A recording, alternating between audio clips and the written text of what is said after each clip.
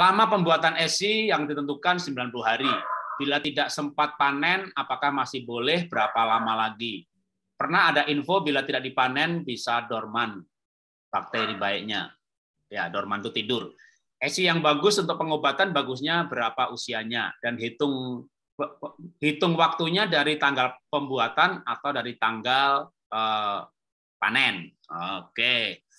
Pak Inlong boleh, Pak Mingto boleh. Pak Mingto tadi ada data-data kesehatan. Saya papar data kesehatan ya, nanti masalah itu Pak Inlong yang jawab ya. Ya, oke. Masalah kesehatan tadi ini ya.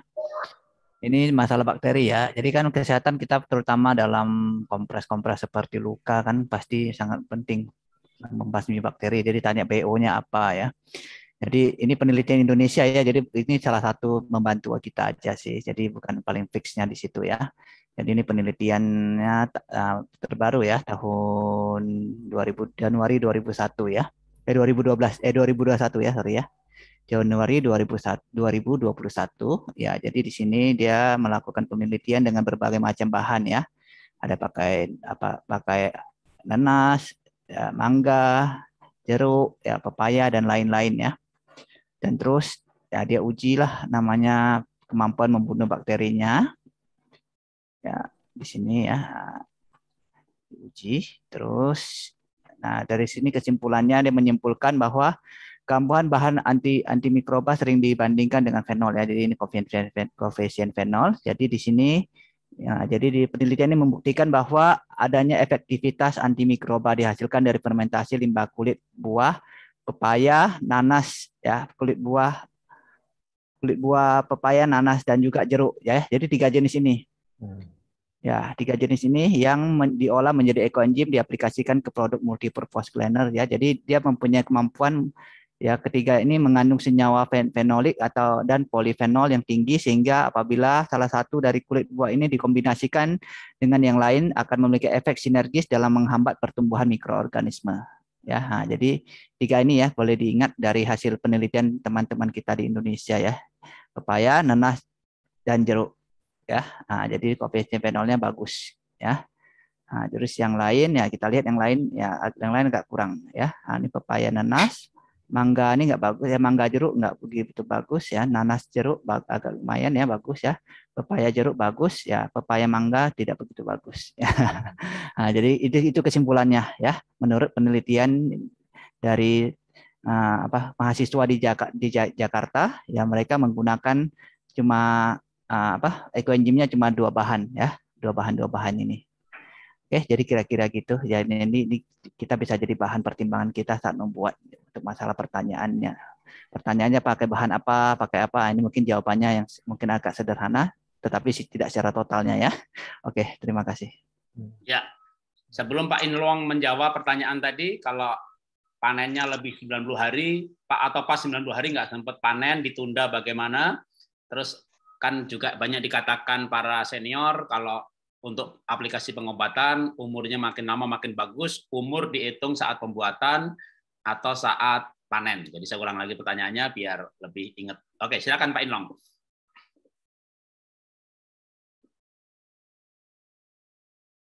Kalau untuk masalah panen yang tertunda mau 1 tahun, 2 tahun, 3 tahun sih nggak masalah ya. Yang penting kedap.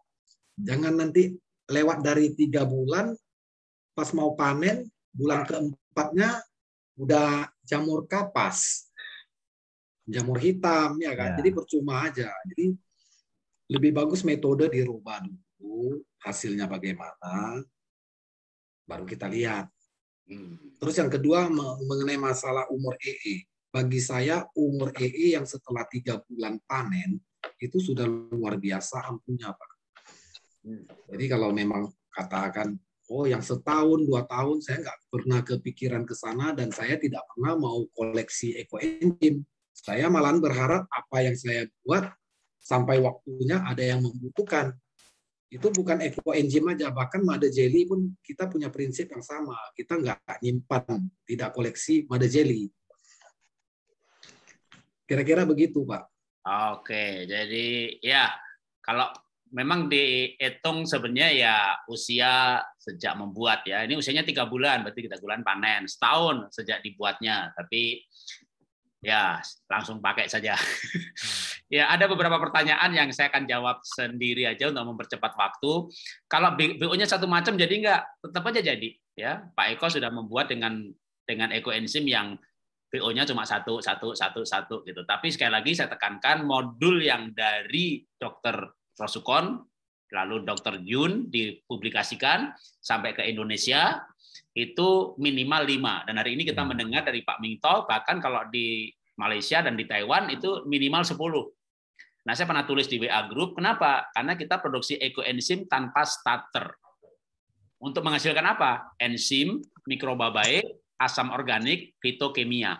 Dari mana sumbernya 4 jenis yang kita produksi ini? Dari BO.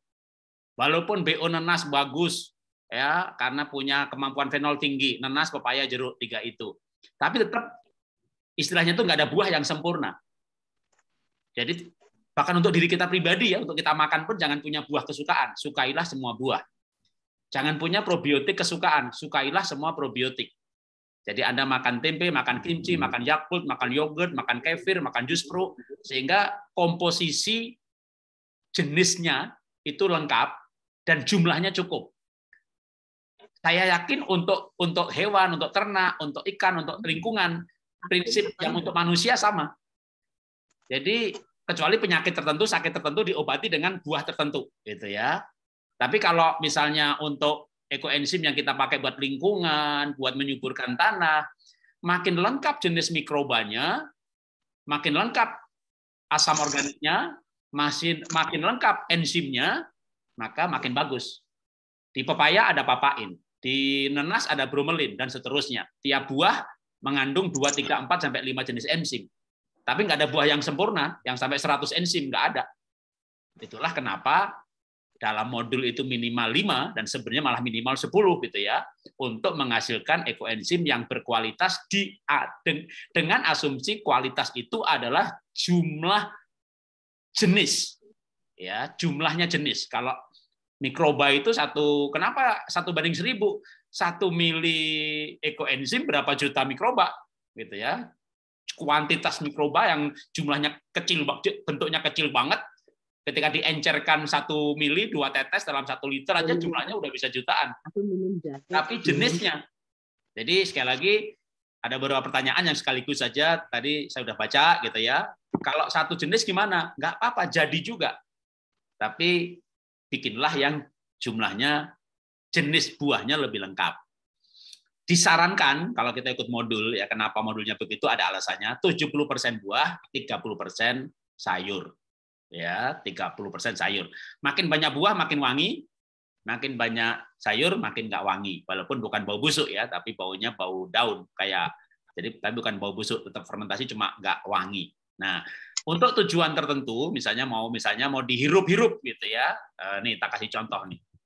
Ini ada sprayer, tapi sprayernya tuh halus sekali. Bisa dilihat, ini yang keluar dari alat ini kabut, seperti kabut. Ini alatnya sprayer untuk hidung. Bahkan kita bisa hirup. Ya, ini ekoenzim 1/1000. Karena lembut banget, mau sisiran gitu ya. Ini lembut banget. Nah, tentu kan kita nggak mau bau pupuk. Saya menggunakan BO yang buah-buahan. Tapi sekali lagi, buahnya lengkap aja, supaya mikrobanya lengkap. Ya, jadi itu yang saya bisa tambahkan.